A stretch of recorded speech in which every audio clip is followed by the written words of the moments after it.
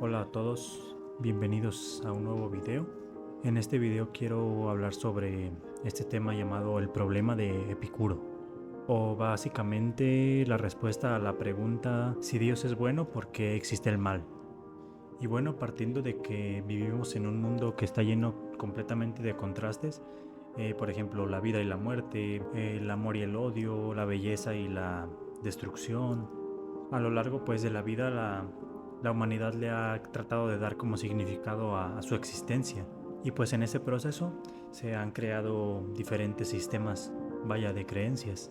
Y en muchas de ellas Dios es visto como la fuente del bien o el creador del universo y la verdad absoluta.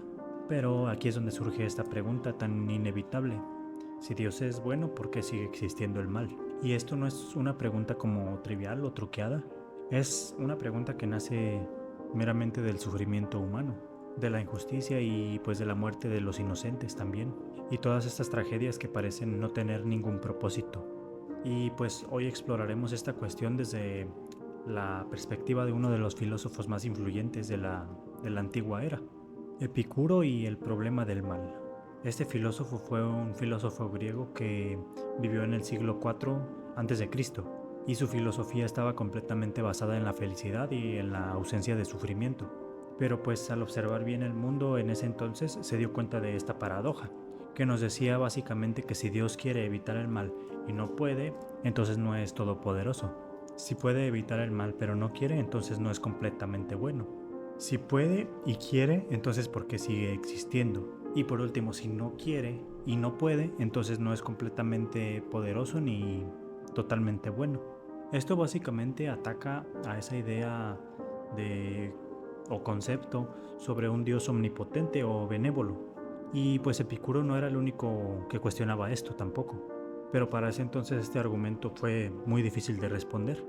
Muchos creyentes argumentan que todo este sufrimiento es simplemente un plan de Dios, que bien el dolor es una prueba o un camino a la iluminación o a la de redención. Pero pues aquí surge otra nueva pregunta, y es que si Dios ya es omnisciente, que ya sabe todo, ¿qué sentido tiene esto en probar a sus creaciones? ¿No sabría ya el resultado de cada prueba antes de hacerla? Ya que en la actualidad o en el mundo real, si un padre somete a sus hijos hacia pruebas así como para probar la fe o pruebas de ética de cualquiera de valores, pues lo llamamos simplemente crueldad, ¿no? Entonces, ¿por qué cuando se trata de Dios lo llamamos como justicia? Otra respuesta que suelen dar los creyentes es el famoso libre albedrío, ya que se dice que Dios nos dio la libertad de elegir entre el bien y el mal, y también que pues el sufrimiento es solamente resultado de nuestras propias decisiones.